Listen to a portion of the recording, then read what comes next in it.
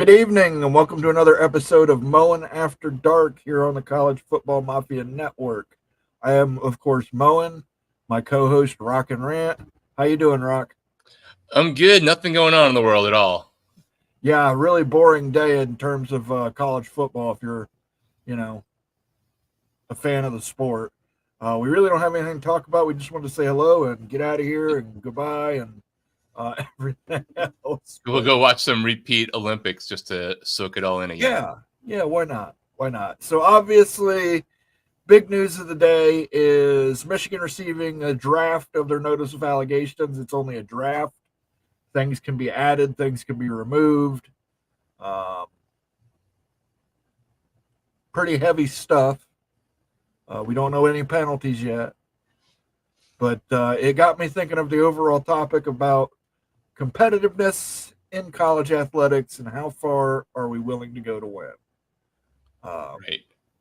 And like how it changes even with all the rules changing, right? Like let's say something drastic happened, you lose X amount of scholarships and equal to in the past. Well, does that really matter when you're getting 20 more on top of the numbers? And you can just have NIL too on top of it to cover up any fines you get. So I don't know, but there's two really coins that stood out to me, two sides of the coin that stood out to me this weekend. Oregon went on a recruiting tear over the last week. And, of course, Michigan notice of allegations. So you've got NIL running amok on the West Coast. And here in the Midwest, we've got improper scouting, or as we like to call it, cheating. Big Ten trying to see if they could take over the SEC in a new way. They are. They're approaching new heights in terms of sacrificing everything to win. So the question I want to put out to the audience tonight is, if you knew you could win a national championship, would you willingly cheat to do it? If you knew you could assemble the best team in America, would you willingly pay upwards of $35 to $40 million and oversign recruits? Because you're oversigning recruits. You've got 3 or 4 safeties that are all 5 stars. You can't play them all, but you're signing them all up to stop other people from getting them. Would you be willing to do that to win a championship? How far would you be willing to go to see your team win a championship? And I know it's different from other people. Some people have never had their team win a national championship. Some of it, Miami has 5.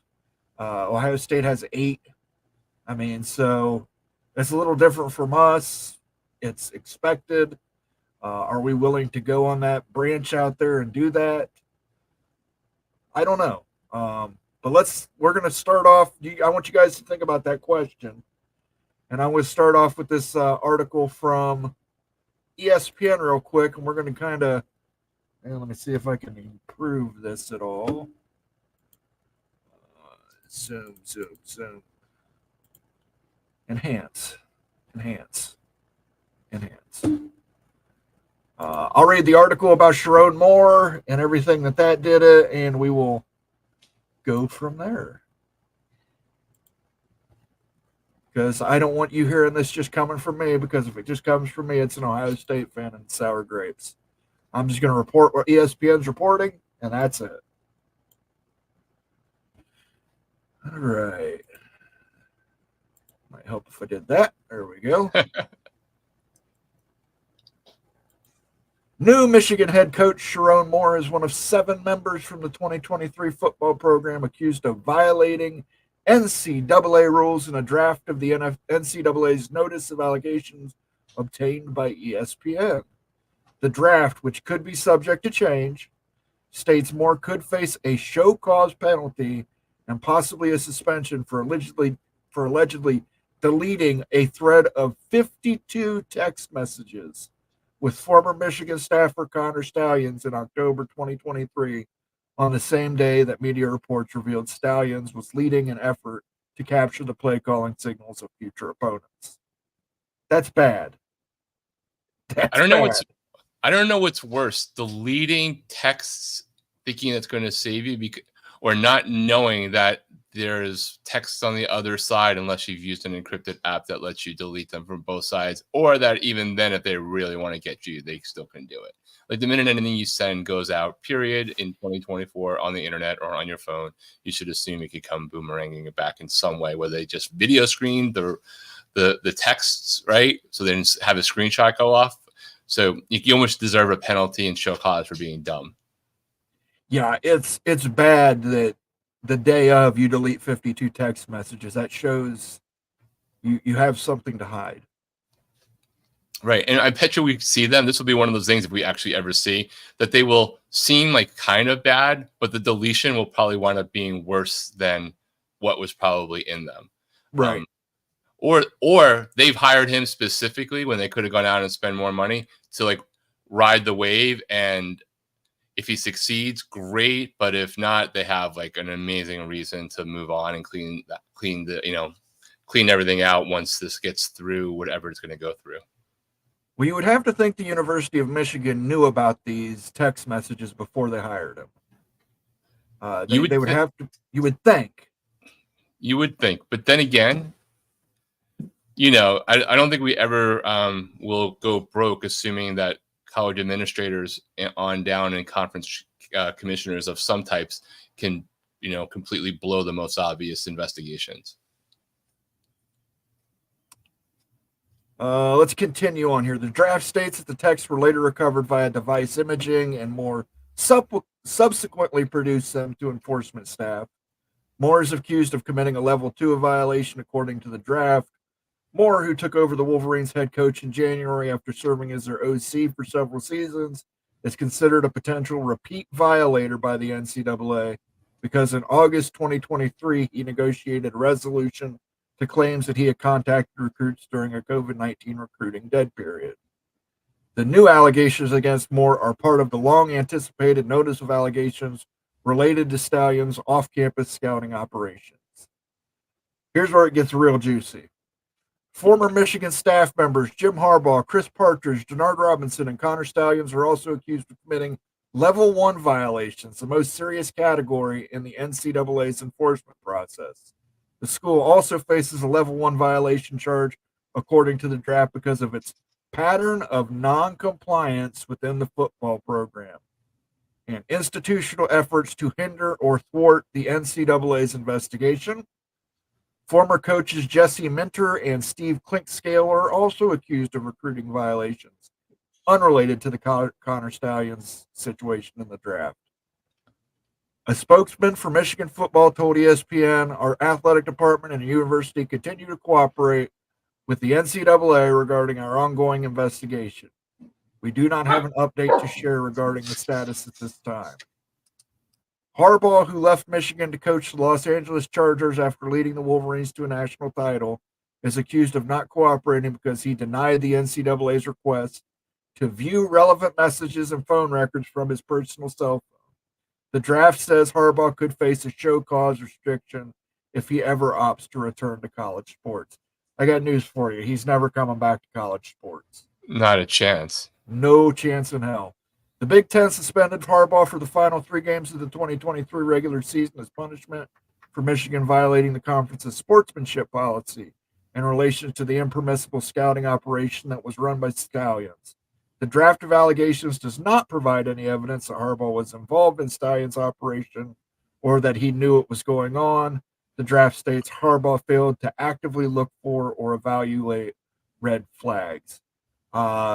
I have a hard time believing this because if you didn't have anything to do with it, you would have no problem turning over your phone records and relevant messages.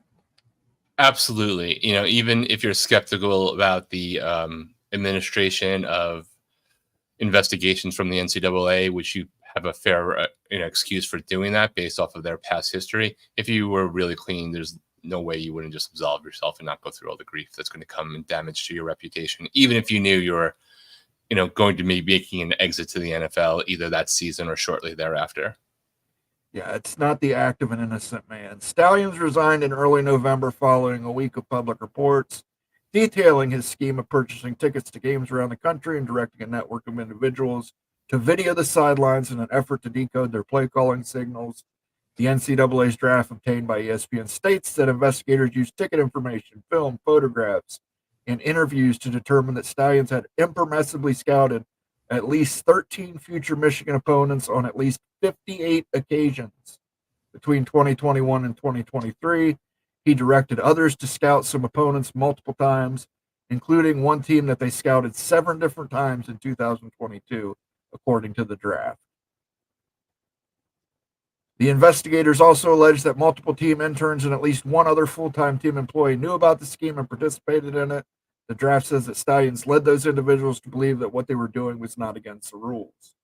The draft also states the NCAA gathered evidence that shows Stallions was on the sideline at Michigan State's season opening game against Central Michigan in 2023. Stallions was wearing a bench pass, Central Michigan coaching gear, and a disguise, according to the draft, which states that Stallions' conduct seriously undermined or threatened the integrity of the NCAA collegiate model. The draft does not say how Stallions obtained a bench pass for the Chippewa sidelines. It's amazing. Yeah. So, I mean, in here, these people up here said, well, we were led to believe this wasn't against the rules. When you've got a guy buying a disguise and getting a bench pass, come on, people. You have to realize something's wrong. Stallions, ESPN's attempt to reach Stallions for comment were unsuccessful. You know, the thing to me that is the most is most suspect here is not so much, all right, what happened at Michigan or whether the NCAA investigation will go anywhere or if any punishments will come. I would be the most annoyed about the Big Ten, right? Because ultimately NCAA administration and enforcement is sort of suspect at best, but the Big Ten had a chance to do something last year when they probably had a decent amount of this information, maybe not everything, and they elected to basically essentially do nothing. So, you know, from a conference perspective, to me, that's where my frustration would lie if I was any of the schools in there, because you can't count on the NCAA to administer anything, but the Big Ten took a punt because they didn't want to risk the playoff appearance. Yeah. The NCAA's draft said Stallions failed to cooperate with its investigation. The draft states that in October 2023, he removed hard drives from the Michigan football offices and also gave a football player a sheet containing play calling signals of a future opponent. It said Stallions asked the player to bring the sheet to a team intern's house until he could retrieve it later. Stallions also refused to let the school review his phone, according to the draft. Stallions has yet to publicly share many details about his side of the story, but he is expected to be interviewed for an upcoming Netflix documentary about the scheme. And then it goes on about Partridge getting fired for telling a guy not to play or not to answer any questions. And then the impermissible recruiting violations in 2023 and the COVID dead period. So, all right. So we got that all out there in the open. Let's say hello to some people. We got through the article. Thank you for bearing with me and my reading ability there, guys. Nathan Campbell's in the house. Good to see you, Nathan. Adrian Rodriguez, let's go. Timothy Green, the Mountain Man. Let's get ready for another great show, y'all. I hear you. Hey, Moan and CFM fam. Moan, do you think Michigan will be forced to vacate wins in Natty or get any significant punishment from NCAA findings? What's your thoughts on this? Here's the problem. I don't think they can vacate the national championship because that's not dictated by the NCAA anymore. That is part of the independent college football playoff. Yeah, I don't think they can. And I know they try to not punish players for things that the programs do. I don't know whether even if they had the ability to do that in this case, which we don't think that they do, whether this would fall into the line of punishing players by vacating a championship that they won. Yeah, it's hard for me to believe that there won't be some wins vacated. Got a super chat here from our buddy Ryan Willie, the Evil Badger. Minnesota would lose by 10 touchdowns if they played Bama. That's probably true. I just love that the Ryan things just come out in from left field, but he's always on point and focused on what his mission is. Stormy Cyclone, hello, Moen and everyone. Can't wait to see how everything is policed when the new player pay is introduced. More cheating is on the way. I don't think more cheating is on the way. I think different cheating. There you go. More organized cheating. Or maybe even less cheating, but more people cheating. right? Because they have a different way of getting the resources, Grassroots cheating. That's what we're going to be looking at. Friends call me Sean's in the house. Enjoying my Woodford right now. Thank you. Daniel Gygax. Hey, Daniel. Good to see you, buddy. Hope you're doing well. Bob Swanger's in the house. Big Lubbock was 8th. Sergeant Pickles is here. Antoine Codes is here. Here we got some people talking about cheating to win. Cheating to win goes against every grain of everything that is within me to win. If you're doing it and you know it's wrong, how could you sleep at night?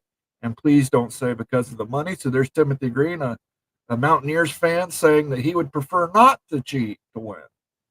He'd rather have the ethical loss than the dishonorable win. Caleb Ramirez is here. Good to see you, Caleb.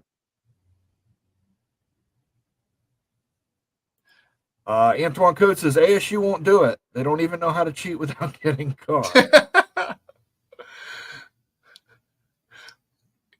I mean, come on, Herm. Herm tried. Firm for Herm. Almighty Finn says, hell yes, he would cheat if he knew that it would win them a national championship. That sounds on brand. The Bear did. I think you're talking about Bear Bryant did it, Kerry. Yeah, Kerry, you're right. He did. A lot. But he looked regal doing it, so it was okay because SEC. Yeah, well, Joaquin, we just went through this on the thing. I don't know if the actual chat messages were recovered or it just recovered that there were 52 deleted messages. It's not really clear to me in that. So I'm guessing that they got the actual messages, or else, because if it was just deletions, they wouldn't necessarily know whether they were pertinent or not, right? It could have just been like, hey, I'm cleaning out my inbox stuff, and I think they have to know who it was going to and some idea of what was in there, or else I don't know that they would assume that those texts were relevant to the case. Right. They also got 10 less championships, and they say they got. I think he's talking about Bear Bryant still. Oh, okay. For West Virginia, whatever it takes to win a natty. Big check, spying on practices, I'll take it. Now, Daniel Gygax is on the other side of the coin from our friend Timothy Green. He's all for it. And Daniel, a shout out to you and your family. I know it's been a rough week. So, yeah. Yep. Keeping you in our thoughts and prayers, Daniel. Nathan Campbell says, Moan, did you watch SummerSlam yesterday? I did. I didn't watch it live. I caught it on a little detailed replay there in the morning. So that way I can fast forward through all of it that isn't pertinent to me. Friends call me Sean, not willing to blatantly cheat, will push the rules to the letter of the rules. You don't have a sport if there's not a basic understanding of the rules that we all play by. So what's the difference between cheat and blatantly cheat? Well, look, I mean, there? Can you hold people and get away with it? Sure, that's cheating. If you get right down to it, that's cheating. If you know you can get away with it and you hold somebody, that's cheating. But it's blatantly cheating when you're holding somebody and the ref's looking right at it and doesn't do anything. Right. Fair enough. Will Michigan get to the SMU NCAA football death penalty? I don't think that's ever going to happen again. Never again. It will never happen, which is why I have way more sympathy for SMU than others do, despite they're buying their way back into potential relevance. Ducks can buy any player. Yes, they can. And they're actually out there doing it right now. They're stockpiling people that'll never see the field there at Autzen. So, I also think that they're taking like insurance policies too. I think they're stockpiling, but I think they're taking a flyer with, I don't know this, but I'm speculating that part of those players are getting, commitment announcement dollars possibly. And ultimately they can see how people do on the field and rejigger their class if necessary later on, but they have the lead for as long as possible. Kerry Gold knows what some would say. If you're not cheating, you might as well masturbate. Well, okay, Kerry. I'll take your word for it. Doc Gibbs, there is no death penalty anymore. Yeah, I don't think we'll ever see that happen again. Is Central Michigan a part of the NCAA investigation? They are. We know that because it was either their AD or their president came out and said we don't comment on ongoing NCAA investigations, which means that they are part of the investigation. They're going to get down to it. They fired one coach last week. I believe it was their quarterback coach. I'm sure that probably had something to do with it. But yeah, if you're worried about somebody getting hit with heavy penalties, it might be Central Michigan. That's huge to allow somebody who's affiliated with another football program on your sidelines to record. Conversely, if you start hearing about a lot of new buildings and facilities going up at Central Michigan and the case goes away, you can know where that money is probably coming from. Yep. Matthew J. Kipp, I haven't seen you around before. He says, hello. Good to see you, Matthew. It will all come down to scholarship limitations. That is the real punishment. I don't know, Go Black. I think you're going to have postseason bans. I think that's going to hurt them more than anything else. We were talking about this a little bit before. I think it was before we came on, but time flies by. That in an era where you're all about to get 20 more scholarships than you had, does it really matter if they cut you back 10 or 15? The same way that they used to, which would have been an exorbitant amount of scholarships to lose for most cases. Matthew J. Kipp is apparently a Trojan fan. He says, go USC. Vox Quindaro, my buddy, is here. Rock, chalk.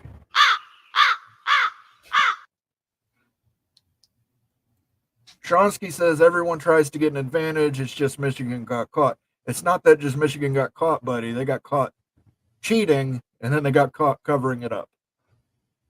Always the cover up. It's always a cover up is worse than the crime.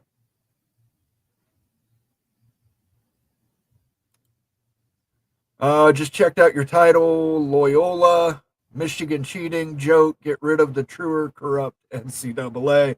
None as a Michigan fan. I am not shocked that he doesn't approve of this. I think somebody said it earlier, the best way to describe the punishment, whatever the punishment is, Michigan fans will think it's too much, and every other fan base will think it's not enough. And everybody will be unhappy at the end of the day. And that is the only thing we can all agree upon when it comes to the NCAA, is that they will make everybody unhappy. This is from Doc Gibbs, a member. Does everyone out there convinced that Michigan Big Ten is powerful enough to care jack and shit about severity of NCAA penalties? Well, as long as you have the NCAA, it does have governance power. You've got to care about it.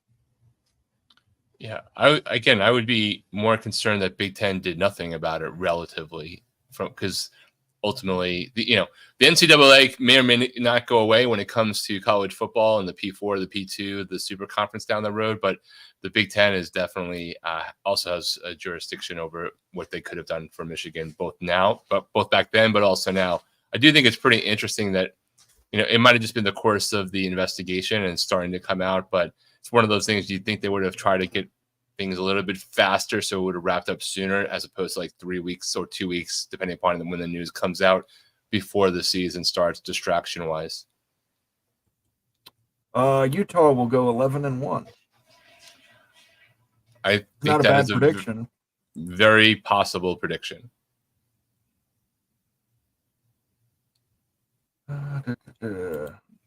As Jesse the Body Ventura stayed, win if you can, lose if you must, but always cheat. Jesse the Mind Ventura.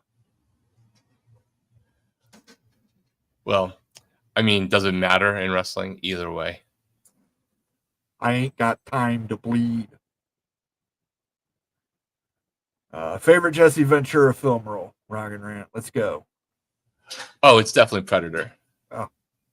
No, it's Captain Freedom and the Running Man. That's true. It's a fairly good one. I do like the Running Man. Arnold Schwarzenegger. I always wanted to have an amusement park do that ride that they get shot into the game and. Yeah. You better stay healthy. I think that's in regards to Utah and Cam Rising on his 9th year.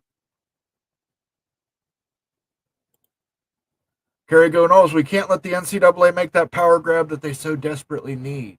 It's true, but also we don't like Michigan. So it's a conundrum. It's a catch-22, if you will. I mean, Kerry, don't you see that Moen's trying to teach you and train you? Should FSU eventually get into the Big Ten and trying to co-opt you right away to make sure you know what you need to know? Like I said, nobody's going to be happy by the end of this. It also hurts if they limit them how much they can spend for their football team. Yeah, but I mean, with NIL, again, NIL remaining unchecked, that's, a drop in the bucket. Right. What they may, if they get cut back on certain areas of things they can do directly, that has literally nothing to do with whether the local Ford dealership decides they want to sponsor the quarterback for $150,000 to do 12 appearances in a year. Yeah. Moen, what Jacob's injury? I don't think he was injured. I think that was just a sell job. He was selling to allow Roman to come to the ring. Scavin, yes. Evening, gentlemen. Good to see you, Scavin. Yes. Hello. Glenn Lumen's here from the Philippines. Glenn, is the country freaking out about winning some pretty big Olympics medals in the last couple of days? Like St. Lucia did over their first gold medal? What's the going rate for an entire officiating crew? That would be cheaper than paying 105 players. You can go back to that Netflix documentary from last year with Tim Donahue. You don't need an entire officiating crew. You just need one. Yeah, just go watch Remember the Titans, 1970s. You just need the one guy calling out sides and holding on every play. Timothy Green says, okay, let's talk about Oregon for a little bit. I would like to know how they got so many really good recruits so fast. I have an idea, but tell me anyway, please. They bought them. They're cutting checks. They're cutting checks bigger than anybody else out there is cutting checks. I don't know if you guys follow Hayes Fawcett on Twitter. I would definitely recommend giving him a follow. He does all the recruiting stuff. You can see all these guys having their top 5 schools, Oregon. And, these are kids from Florida, New Jersey, Ohio. Ohio just lost the number 1 in-state player to Oregon. And it's 100% because they paid him more. Like, how often does that actually ever happen? It's, yeah. Well, the part of the problem with that kid, though, too, is we have Caleb Downs for 2 more years. So that kid wasn't going to see the field. But you know what? He might not see the field at Oregon either, but he's going to not see the field and get paid a lot more. Right. I mean, 2 things can, because I know we'll get people say whatever they're going to say, but 2 things can be concurrently true, or 3 things even. Oregon's a great program. It's been a great program for the most part of the last 15 to 20 years under 3 or 4 different coaches with a little bit of a downspill here or there. Dan Lanning seems to be a monster coach who can recruit his butt off, and they're also buying a lot of stuff. So you put all of those things together, you have a whole great foundation to go ham on recruiting right now as Phil Knight tries to fulfill his bucket list wishes. Seeing a national championship before he dies. And he is going to try and achieve that any way he can. Like I said, it's unchecked in Oregon.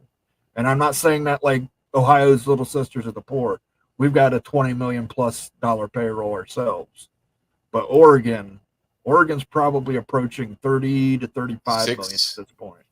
35, 36 might be a good possibility when it's all said and done. So if you think about it, you have salary caps in the NFL, so you don't really have that same situation. But you got the Dodgers and the Yankees. The Dodgers spending 25% more than the Yankees kind of thing going on. Doesn't always result in the title and the championship, but it's somebody who's outspending the Yankees essentially. Maybe if they're not going to do a salary cap, they can do a luxury tax.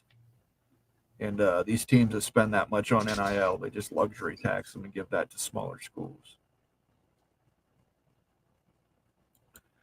Curry Gonal says they're writing in NIL checks. Yep. As long as whatever you claim to be an athlete's penalty was made available to a non-athlete student, you're clean. Just ask UNC. I agree. UNC really put their academics on the line for the basketball team. And that just kind of shows you that, Again, the cost of winning. Are you willing to sacrifice your standing as one of these great academic institutions? North Carolina was. Let's see. Glenn Lumen says he's so excited about them winning all those medals for the Philippines. Hey, it was pretty awesome. Like that gymnast kind of, really nailed it. So props to them. Today was an exciting day too with the track and field stuff, which I won't spoil in case you happen to be watching the primetime version later after the show. Kerry Go Knowles, Florida Gators offered a quarterback $13 million and they didn't pay it. That's true. And he left. It is awesome. It's going to be a 30 for 31 day. What if it's going to be the Gator Collective story? What if I told you? Matthew J. Kipp says he's in Salt Lake City. It's 97 here. Not quite that warm here. It's muggy though. It's untenable mugginess. Our friend Kerry Go Knowles says Oregon is doing what Jerry Jones and the Cowboys did. They bought championships. Yeah, but Jerry hasn't been able to buy one for the next 30 years. So he can't even figure out when to re-sign his quarterback at this point. So Jerry needs to fire his GM. Needs to fire the coach. Moen, who you got in big championship? Oregon and Ohio State. And I think that's a pretty safe bet. That's mine too. Boring, but it's likely. Snoop Dogg is a big hit at the Olympics. What do you guys think? He's been fantastic, but to me, the bigger hit, if you want to go down to the hip hop world, is Flavor Flav, like supporting athletes for real, not just being a commentator. Yeah, fixing problems, sponsoring under-sponsored teams. There's some schools out there that might want to call Flavor Flav and see if they can help fund their NIL. Yeah, if you want to hear a good Snoop Dogg story, look up the story of him and Willie Nelson. Oregon is not a great program. They are good at best. I'd say they're great in terms of consistency. Yeah, they haven't won that title, which puts them into the pantheon. But to act like they haven't been irrelevant, consistent with like one period before Mario came in and then Lanning succeeded, with Chip Kelly and what have you, they've been a pretty great, important, and impactful program for a number of years. That's why they're in the Big Ten, as opposed to looking on the outside or having to take a trip with the ACC despite Phil Knight's money. They do need to win a title for sure. I said this weekend, with all the money Phil Knight has, they should just keep it permanent, their revenue share in the Big Ten. Keep it at a half share permanently. Let Phil Knight fill in the rest. So we're about a half hour in, guys. I want to thank everybody for coming in. If you could, do us a favor, give us a like on the stream. That helps us if you're watching on demand. Appreciate that. Feel free to leave us a comment. We respond to the comments when we see them. If you're feeling generous, you can become a member, give a gift of membership, leave a super chat by clicking the little cash icon below in the chat window, and that's the only time I will mention it tonight. I am not a hard salesman. All right, so talking about Oregon and recruits, let's go through, and I want to pull up Hayes Fawcett here, and I'm going to talk a little bit about some of the recruiting that they've done recently. Just this weekend, they landed a 5-star and a 4-star. Yeah, they've been on fire.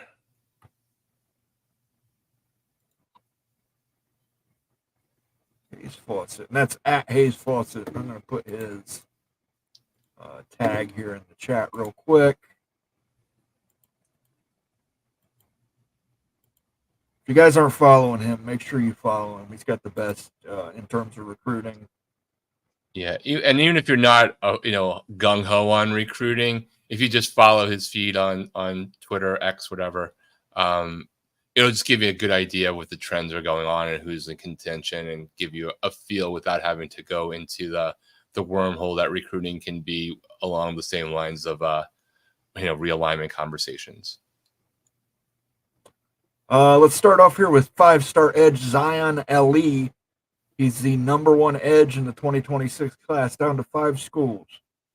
Penn State, Ohio State, Alabama, Georgia, and Oregon. That gives you some cause there, because other than Kayvon Thibodeau, I can't really think of a highly drafted Oregon lineman. Right. They've had, yeah. I mean, they've done some good recruiting. I mean, especially when Mario was there. But not all of those worked out in terms of draft status. Some transferred. I know one or two of them followed Mario to Miami when he left, but didn't really amount to anything. But I don't think it matters now. They're trying to get everybody. Yeah. And like I said, Ohio State, I can name linemen. Alabama, I can name linemen. Georgia, I can name linemen. Penn State, I can name linemen. Oregon, the only one I can think of is Kayvon Thibodeau. So not exactly defensive lineman you. 5-star safety Trey McNutt, which we talked about. He was recruited, committed this weekend. 4-star quarterback Jonas Williams has committed to Oregon. He chose the Ducks over LSU, Ohio State, and Alabama, ranked as the number 7 QB in 2026. Yeah, all you're really seeing is, Final Fives, Oregon against all those schools, against Florida State, against Miami, those top SEC schools, and Ohio State. Like, it's the same basic mix, give or take one or two. Texas for sure, and they're winning more than their fair share. And here we go. Blaine Bradford is the top safety in 2026. 5 schools: Ohio State, LSU, Oregon, Notre Dame, and Alabama. This is in spite of the fact that they just signed the top safety, or the number 2 safety in 2025. They've got another safety waiting right there the next year. So it's funny how I just want to get early playing time, and my first, I'll be taking my talents for 3 to 4 years suddenly goes away when the check is big enough, despite the depth chart. Yeah, it's really impressive how well Oregon has recruited recently. I just want to put, again, I'm not going to go out there and say, oh, well, here's 4-star wide receiver Noshawn Montgomery will announce his commitment on the 25th. Oregon's in the top 5. Yeah, Oregon. It just amazes me how many of these guys have Oregon listed in their top 5. And there has to be a reason for that. Kids aren't, Dan Lanning's probably a good recruiter, but he's definitely a good recruiter. He was a good recruiter before he got to Oregon. So it's not that. And again, as you said earlier, it's not like, we're claiming that Ohio State isn't super active in that, or Miami for that matter. All 3 of them are considered to be top 10 NIL programs for sure. So there's definitely being money spent. It's just a whole other gear going on in Oregon right now. Right. And like I said, they're stockpiling people. These are kids that are never going to get to see the field at Autzen, more than likely. They're going to be there a year, collect that paycheck, then go in the transfer portal.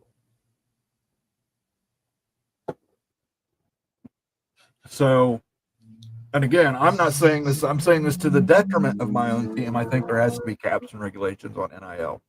We need some kind of guidelines. We need some guardrails. And again, I'm talking from somebody whose school has a 20 million plus roster payment in NIL checks. So definitely something we need to look into.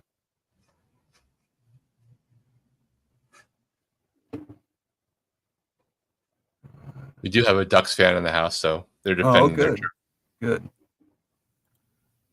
Daniel Gygax, Oregon is just a West Coast WVU, won a lot of games, still can't win a natty. They actually haven't even won a lot of games. They've only really been relevant the last 25 years, 30 years. Before that, they were barely ever. You would never, I think they maybe made 3 Rose Bowls prior to that.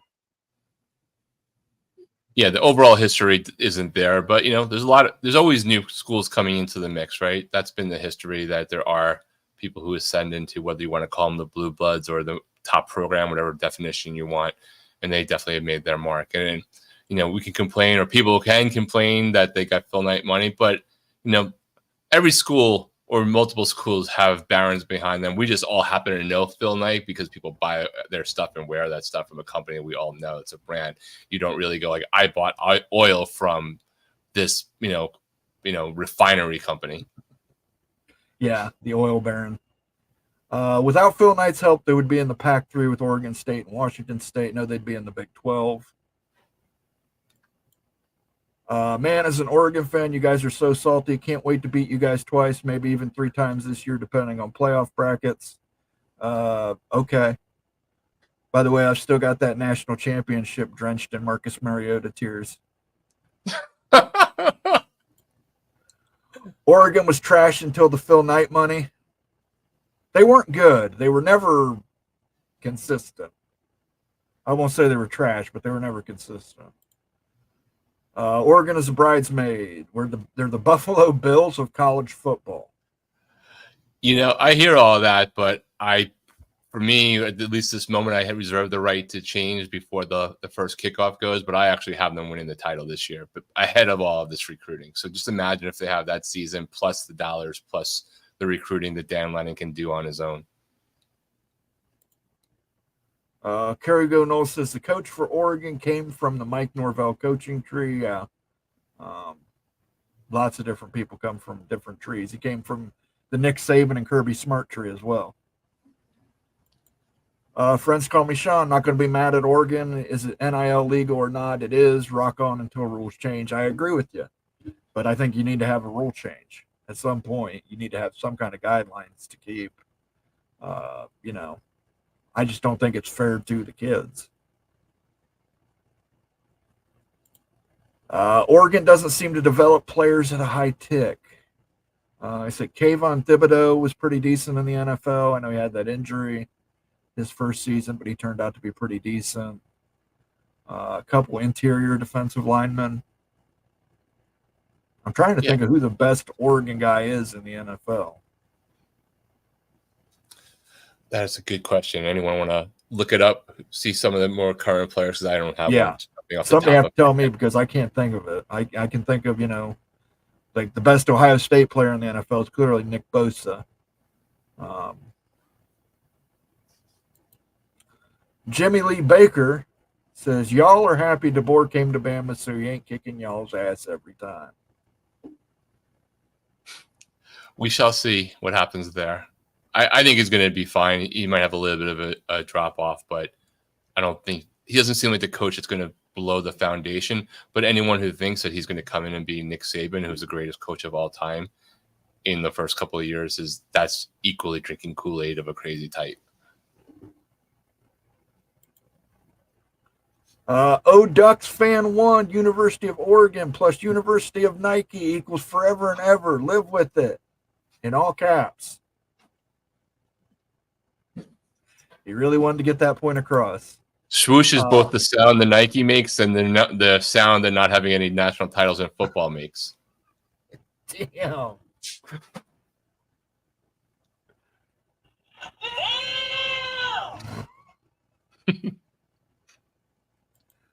How can anyone be mad at Oregon if they're not mad at big or SEC schools outspending the ACC or Big 12?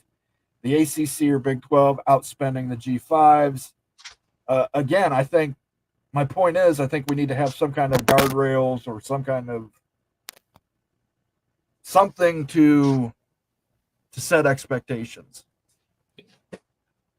And my comments are not so much even that I'm worried about whether the guardrails happen or not. It's more just, hey guys, when you're paying attention to college football and recruiting is a big part of it, what's going on there is it's pretty amazingly wild. So like a reason, but not the only reason, but a big reason is that they're going hog wild at NIL. And that's totally fair and legal, and they're not doing anything wrong by doing that.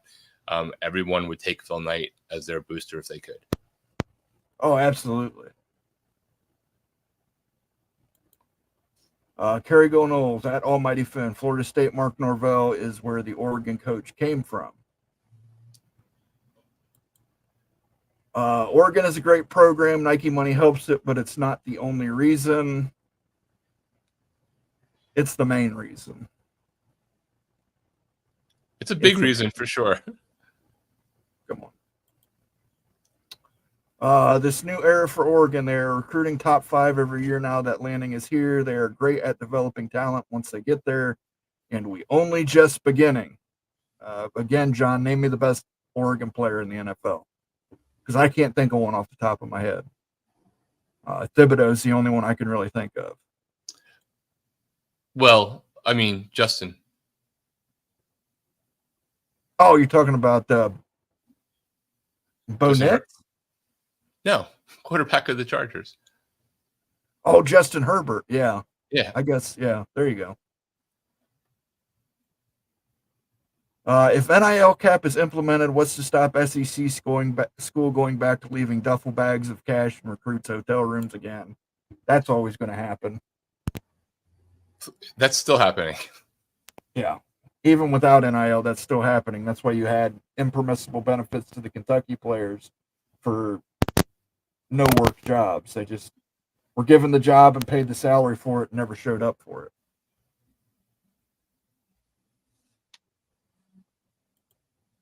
Moen's absolutely right. Some kind of guidelines for all to follow. Yeah, I mean, if 36 million is the number, Ohio State can hit 36 million.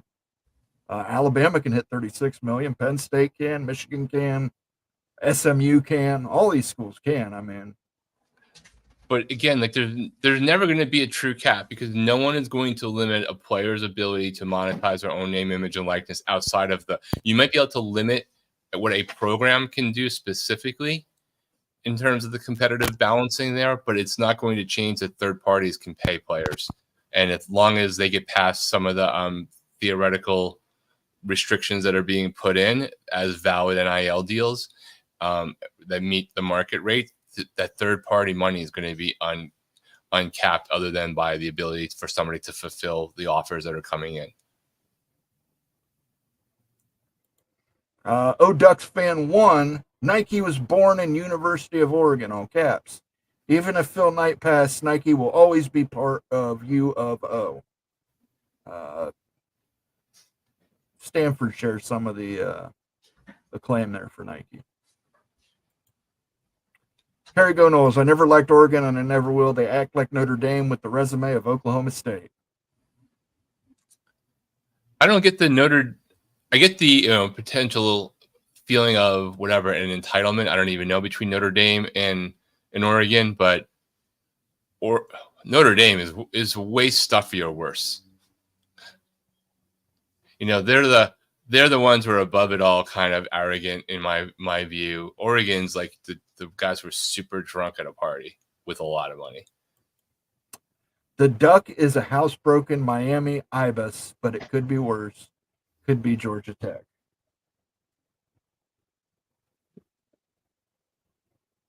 That is a good one. I haven't commented on that aspect because I'll sound biased. Oregon completely turned Bo Nix's career around. That is true. He had a great year. But it wasn't part of the system or because he was a good quarterback. Yeah, we don't know yet whether they turned it around or he turned it around because his past coaches were bad. Yeah. But you know what? You get the credit when those things happen. Like, it doesn't matter how much it was contributed or not, unless there's a tell-all book that he tells us later he hated everyone at Oregon and succeeded despite them. But you get the credit for the wins, right? And you get the credit for the players' performance as a coaching staff. It's just the way it is. Ohio State acts like they haven't opened their NIL wallet like crazy this year. I'm telling you, we have. We've put $20+ million into the NIL program, but I'm still saying you need some kind of guidelines. You need some kind of oversight.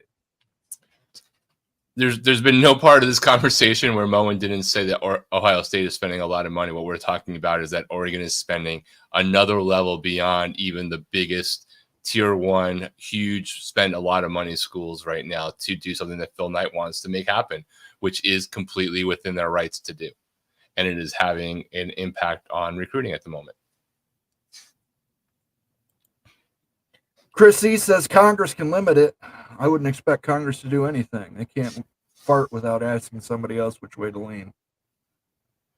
Congress could theoretically limit the NCAA and the universities aspects to it. They're not going to limit third parties doing a deal with somebody to make money in a capitalist society. That's the whole point of what just happened cause all the lawsuits. Nathan Campbell, do you guys think anything happens by February 1st? Who does Florida State and Clemson? And if something does happen, who do you all think the third school is? Well, something's going to, one way or the other, we're going to find out what ESPN is doing. Whether you read the contracts that were released with all the redactions as an opt-in, an opt-out, whatever definition, which is hard, and there are wise people who've commented in either direction, but there's so much darkened. But either way, we do know that they have a deadline to do something, which could seriously have an impact on what the future of the ACC, the court cases, and everything. So I think we're still kind of in the wait and see zone. I guess we'll find out for sure. We're 11 days to the, hey, we're giving notice before 2025 season and making an exit. That clock is ticking. So that's like the next date that has any theoretical substance to it. But we shall see. But they both come out and said they're not going to do anything in regards. Oh, I know. I know that they've said that, right? That hasn't loosened or stopped the speculation from others who know better, right, and are leading people down certain roads. So, I'm talking more about those people having, whether they were right or wrong, sort of confirmed just by the definition of there is a date. But to me, the one is the ESPN one, and seeing if somehow in the intervening weeks we get more clarity than we currently have through leaks, through the redactions, where there's good speculation. But the two people I read on legal cases around this the most have very different views of what they read. Yeah, I think obviously we'll find out something by February 1st because ESPN has until then to either step in or step out. As far as the third school, Louisville, North Carolina, take your pick. Timothy Green says, Mo, and I have a question. If y'all have any extra really good players at Ohio State you don't need, please send them to West Virginia. Thank you in advance. Are you feeling generous? Most of them are going to Penn State, so you'll get to see them this year. Julian Fleming went to Penn State. He was a 5-star coming out of high school.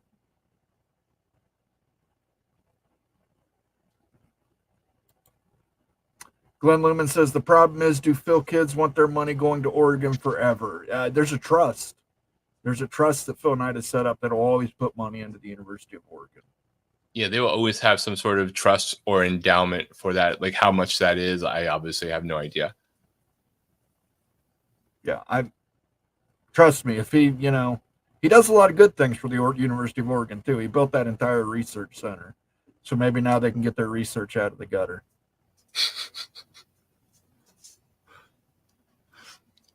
SMU is just ahead of the curve. Now everyone is SMU.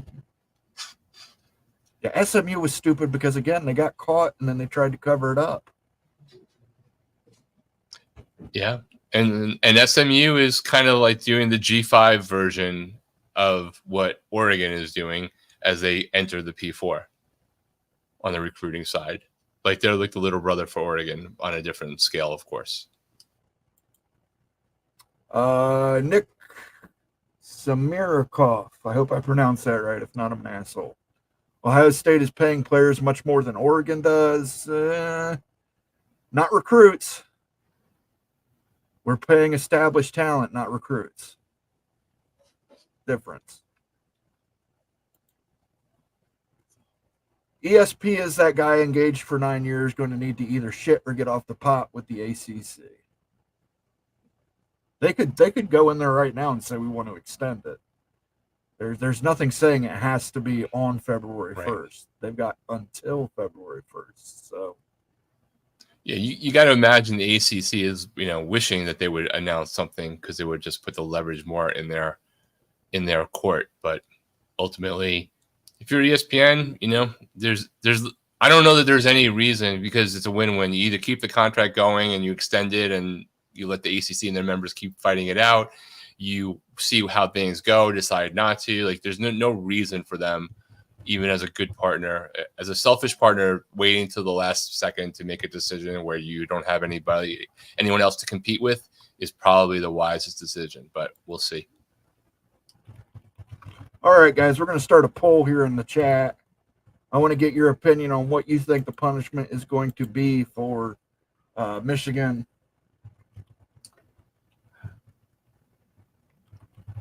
This should be good. Is one of them that they get a nasty letter? They receive a very sternly worded letter. Yes. They get sent, one night home without dinner.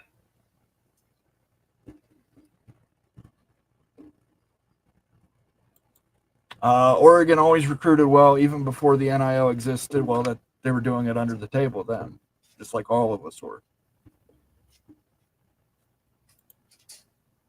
So I have something to ask both of y'all. Who do you think plays in the national championship this year? I've got Ohio State at Ole Miss. I have Ohio State and Oregon. I have a Big Ten rematch. Good one. Nathan Campbell says the ACC is gone. What's the definition of gone? Yeah. It's going to backfill. It's going to survive. I mean, I don't think it's going to implode the way people think like the Pac-2 did, where there's just going to be these Wake Forest and Boston College out here going. They're going to backfill. They'll pick up some teams, right. Tulane, Memphis. Right. And the main reason is that if the ACC had imploded before the Pac-12, there'd probably only be a few, 2 or 3, maybe 4 schools that didn't have a home and they could be in a Pac-2 kind of zone. But this time, because the Pac-12 is already disintegrated, other schools, got absorbed. So there's not enough spots unless all those conferences decided to go to 24 teams. But even then, there would still be probably more than just 2 schools left. So assuming that there's going to be 5+, you're going to easily find 3 schools that will get more money going to be aligned with the Wake Forest and Boston colleges and, whoever else of the world, Syracuse. Which may or may not even be the case there, depending upon the basketball side. There's just opportunities for other schools to move up. So they will probably do it in short order, no matter how bad the implosion level is for the ACC, even if it's all in one fell swoop, which it might be more of a drip. Sorry. Organic Syracuse, by the way.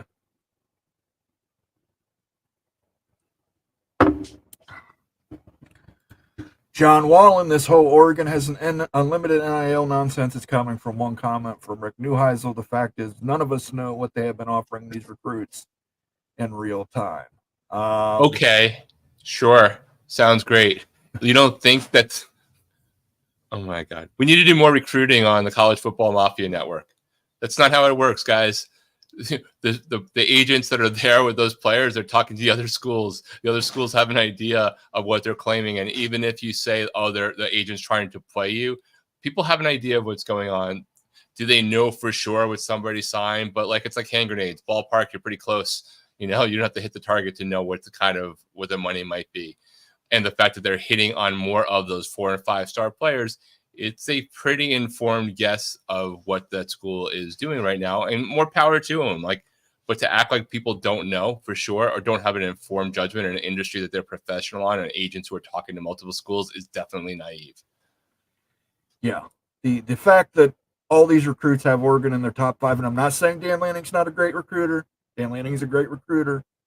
He's a great recruiter, but he's not the greatest recruiter that ever lived. You cannot have this many recruits that are 5-star and 4-star recruits having Oregon in their top 5, and they're recruits from all over the country. They're making significant inroads via NIL, which is, like I said, again, it's not against the rules. It's not against the law, but I think we need to have guidelines on NIL overall. And I say that as one of the haves, not one of the have-nots.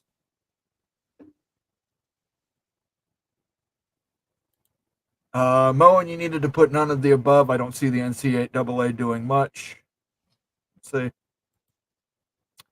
Would NCAA getting antitrust protection solve this madness? If the NCAA put some guidelines in NIL, it would. But I still don't know how that would allow them to limit people's income from third-party sources. Right.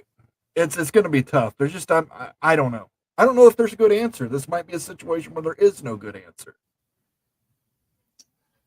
There's no right answer, I should say. Sam 8911SK, ACC will be private conference with basketball being its main sport. Please send your check to Immaculate for use of his trademark. What does he call it? The IVACC or Private Ivy? I forget what he calls it. Dream CFP final, Kansas 41, West Virginia 40. What a night that would be. Put some money on that. You're going to get some good odds. Yeah, like you really probably just need to put $1 on, and it'll pay back, 10,000 to 1. ACC will look a lot like the AAC. Okay. Very possible.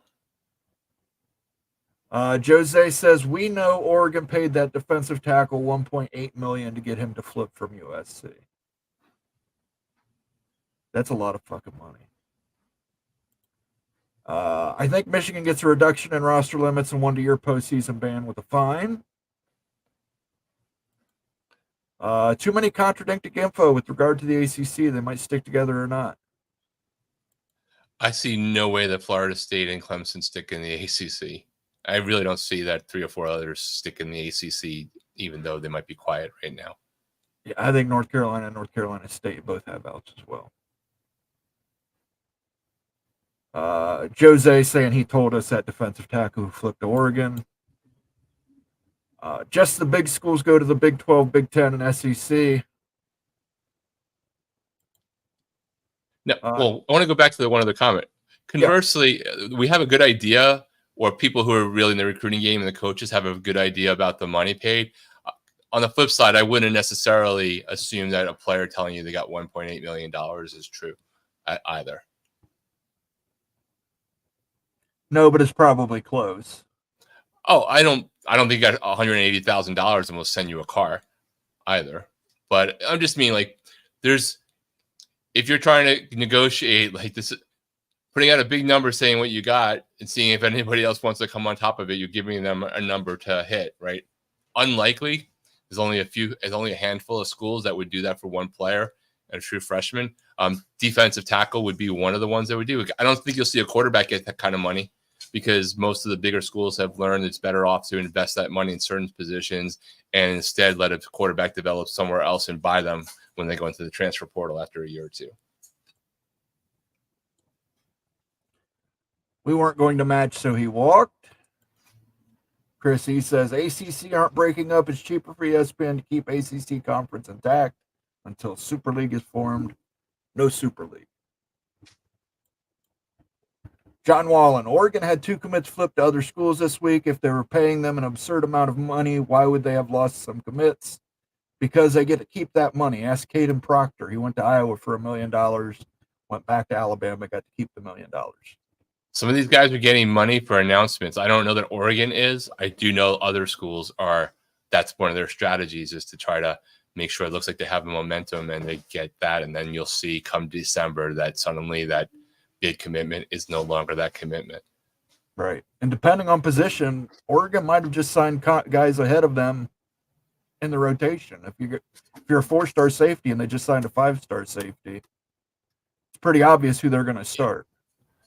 And also the schools that some of them flip to are schools that also have a boatload of money, and they may have decided to prioritize that player and came with a better offer, or they matched an offer. So when Texas has money, no one's saying Texas doesn't have money. Ohio State has money. Miami, Georgia, Alabama, Florida State, Georgia, LSU. USC if they choose, LSU, Ole Miss right now, right? Like a number of other schools have money to play in that league. They just may not be cutting as many big checks like that, or just prioritizing their strategy better, looking at the transfer portal more for some of those spending later on for players that have proven more.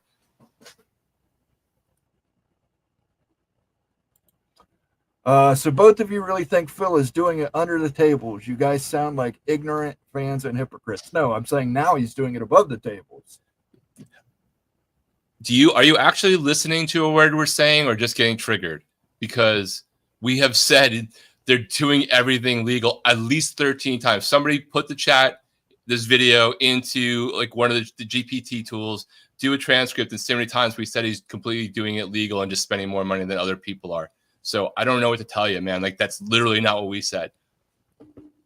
Yeah, I think the comment he's being triggered by is that previously they paid recruits under the table, like everybody did. We also said everybody did. Some more than others. Every coach doesn't have a car dealership in the SEC back in 20 years ago for no reason. Yeah. He sent them to that car dealership because he wanted them to do it the right way. Right. The double dip. Antitrust protection protects them, the NCAA, from all this lawsuits they have now. They are understaffed and can't tackle issues with lawsuits filed every day. We'll see. Yeah, I agree. I mean, it is what it is. Mo and I believe that teams that are paying players smart with a plan will come out ahead. Teams that are out of control are going to tailspin. Yeah, I don't know. Too much of a good thing is wonderful. We dropped Rock and Ray. He has some internet issues. FSU can only afford 4 stars, so we will wait for the 5 stars until they are ready for playing time so they can get to the league. That's a good idea. Nobody knows who pays what amount, purely speculation. Again, we have educated guesses on it because these players are going out and saying the number. They're coming back and telling Ohio State, I'm getting offered X amount of dollars from Oregon and playing time to start out. Can you match it? And Ohio State's saying, no, we've got Caleb Downs for 2 years. We're not going to match it. We're not going to guarantee you playing time. Florida State, Clemson, UNC, Miami, and Louisville are gone. That's your ACC exits, you believe. Rob Ellen is here. Good to see you, Rob Ellen, a Clemson fan. I don't care about the fine, but Michigan needs a 2-year playoff ban. So let's take a look at the poll. Quite a poll here we've got.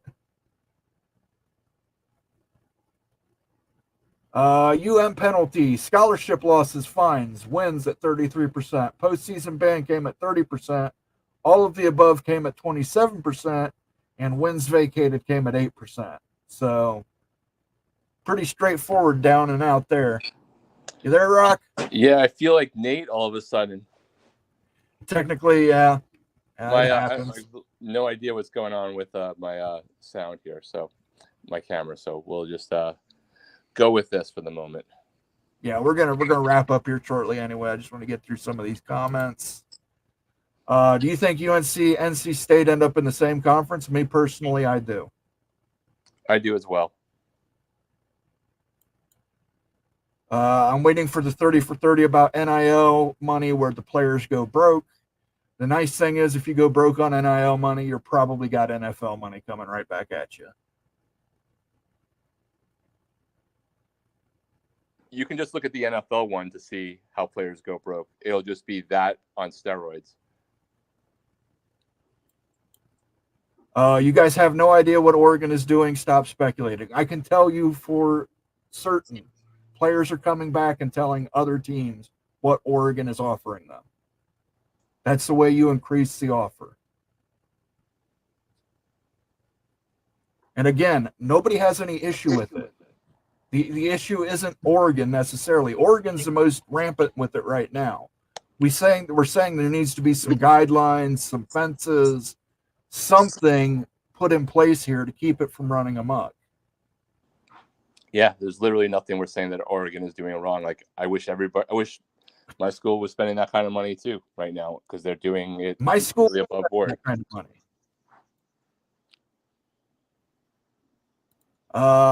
Y'all heard anything about New Mexico State to the Big 12? No, that's absolutely not. There's way too many schools ahead of them. Oregon isn't doing anything against the rules, so they will be fine. Agreed. When Sharma flipped from Oregon to Texas, it's okay, but when we get commitments from 5 stars, nobody says anything. Again, Texas is another one of those schools that has unlimited NIL. They've got kids showing up in Lamborghinis.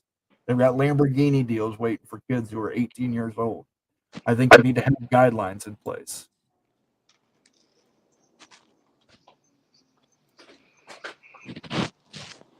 That's just like Florida wanted to pay the quarterback $13 million to get him to flip from Miami, who is giving them $10 million. I'm not sure what you're talking about there, Kerry. Are you talking about Cam Ward, or are you talking about Rashada from last season?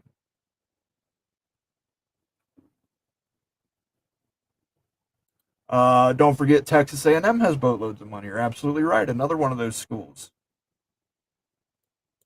Oregon overpaying, Auburn overpaying. Everybody's overpaying. These are recruits. These are high school recruits.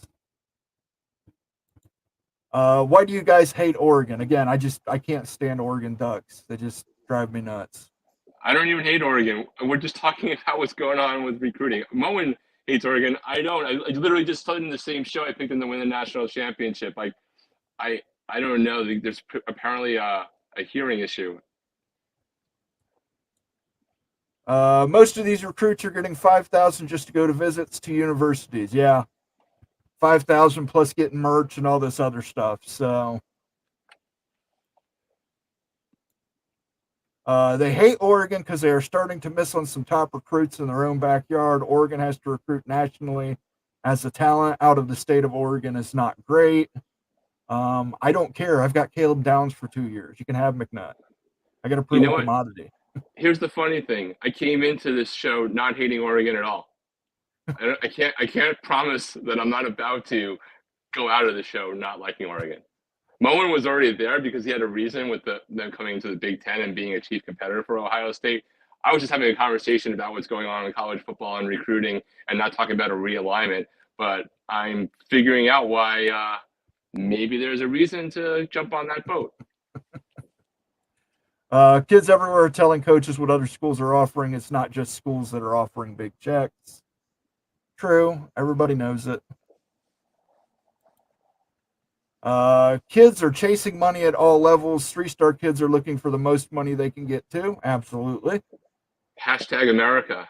Hashtag free market. Texas reached into those pockets and Mukaba got paid. Good for him, bad for us. Yeah, he probably got a Lamborghini out of the deal too. We don't hate Oregon. Moen hates Oregon and Michigan and Notre Dame. Yeah, I've got a long list of enemies. Hatred comes in threes, though, apparently. Explain, Moen, why you hate Oregon. Because I think they're obnoxious. They haven't won anything yet. When you start saying we want to be known as the team out west, you're not Michigan. You haven't won 20-some national championships. If you want Moen to explain why he hates Oregon and you bring him to court, he will present an exhibit of playing this specific episode of Moen After Dark as evidence. And the inflatable duck was obnoxious too. I wasn't a fan of the duck. Rob, do you think Clemson end up in either the SEC or the Big 12? Moen beginning to sound like Washington and USC fans. That's not true. Not everyone is obnoxious. No, but Oregon fans have been more obnoxious this offseason than I think previously. Act like you've been there before. Matthew J. Kipp, team out west, laughing out loud. That was bad. That did piss me off when they said they wanted to be called the team out west. I mean, you're not Michigan, guys. You're not. And I'm saying this as an Ohio State fan. I hate Michigan. I hate Michigan more than anything else in the world. You guys are not Michigan. I knew Jack Kennedy, sir. You're no Jack Kennedy. So great. And not even Dan Quayle. Yeah. Some Oregon fans are as out of control as Knowles fans listening to genetics. Jeez. That might be the post of the day. Let the hate flow. This is what makes college football so great. Yeah, it'll get settled on the field. And it'll probably get settled on the field in the championship game, and it might get settled on the field in the playoffs. I might have to make a change in my picks, though, because if this keeps going this way, I don't think I could have to secretly root for somebody to validate my pick for that national title. Ducks fan 1 says, time to hate us now. I'm never going to hate you as much as I hate Michigan. I'm never going to hate you as much as I hate Notre Dame. deal with it. Rob Ellen says his fingers are crossed for Clemson to wind up in the SEC. Seems to me where it will eventually land.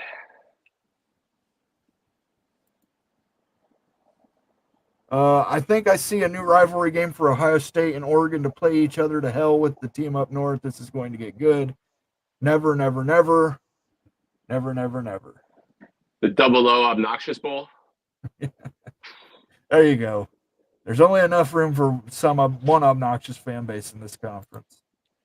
Kerry Gonos clarifies Miami was given the quarterback Rashada. I think that's who he's talking about. It was Jaden Rashada. Yeah. Third. But I could tell you that 10 million number is wrong, but it was still high, but it was nowhere near $10 million. That's just what people reported. That's like why I was disclaiming the previous just don't believe what a player says or their agent. But collectively, when you get enough numbers and you get an idea of where things were going, it was a 7-figure number, but it was nowhere near what was reported, which is what made the whole Florida offer and falling apart even that much more ridiculous because they believed the agent. Florida offered the same quarterback $13 million. Not good. Yeah, we're talking about Rashada. Yeah. Best part of the show, Mo and rant. Should I go on a rant to end the show, Rock? I mean, I think you have a lot of fertile ground, and I don't even know whether you're going to go off on Michigan or Oregon, but maybe you can do like one of those twin cones with vanilla and chocolate in it at the same time as a swirl. I am going to go off on the pharmaceutical industry and commercials on TV. I hate these commercials that say, if you have this problem, go talk to your doctor. If you've got itchy elbows, go talk to your doctor. If you've got this, go talk to your doctor and tell them to prescribe this for you. If you poop too much, go talk to your doctor to prescribe this. If you don't poop enough, go talk to your doctor to prescribe this. People, talk to your doctor about these problems, but don't tell them what to prescribe you. Come on. They're doctors. They went to school for 8 years. They don't need a commercial. There's no commercial. There's no miracle drug that might cause leukemia that is worth getting rid of eczema. It's eczema. It's not worth it, people. So fuck the pharmaceutical industry. Fuck Big Pharma. As soon as I become president, I'm banning Big Pharma on television. I'm tired of my football games getting interrupted for tiny, tiny problems like, gee, do you have dry eyes? Yeah, I have dry eyes. It's called Visine. They sell it over the counter. I don't need any fucking prescription for it. All right. Oh my God, that was great. Yeah, it's just, there's such inane, small little inconvenience. You get headaches? Yeah, take Tylenol. It's over the counter. I can get it. I don't need to talk to my doctor and tell him what I've got. Doctor, I got a headache. Have you tried Tylenol? Yep, but I want this prescription here that's going to cost me $45 out of pocket because my copay doesn't cover it. Fucking pharmaceutical companies. All right, guys. So I'm gonna. You might want to hit mute there, Rock. You're feeding back. All right, guys. I'm gonna wrap. Well, I might have to on Rock because he's feeding back. All right, guys. I'm gonna wrap it up here. I want to thank everybody for coming out on a Sunday. Oh, hold on. We got a super chat here. Mo, and you need to give your I hate Oregon rant. Let him cook. Let him cook now. Let him cook. I said let him cook. Stay tuned. I might give that Oregon rant on another show. I'm just a little ranted out right now. Or I might have the other half of this bottle that's left and go on that rant tonight and post it. But we'll see. The night is still young, my friends. I want to thank everybody for coming out and joining us on Mowing After Dark on this Sunday. Tomorrow at 8 p.m. on the channel, Big Ten Mafia show debuts. We're going to have a Big Ten specific show. It debuts on Mondays at 8 p.m. Join in for myself, Sergeant Pickles, and Becky Go Huskies. We're going to be talking Big Ten football. Tuesday, Big 12 Mafia show where we talk Big 12 football. And then Wednesday, I think we're going to try and do that members-only sit-down stream this week. So if you're not a member, make sure you get that membership before Wednesday when we do that special show. I want to thank everybody for coming into the chat tonight, even the Oregon fans. Thanks for coming in here and setting us straight. Now we know that Oregon does not pay anybody anything, and they never have. So yeah, you would, and maybe Phil Knight can get a sponsorship for you guys with Miracle Ear, so you can hear clearly. go. And I'm going to say peace out to everybody. Thanks for watching. Have a good night, everyone.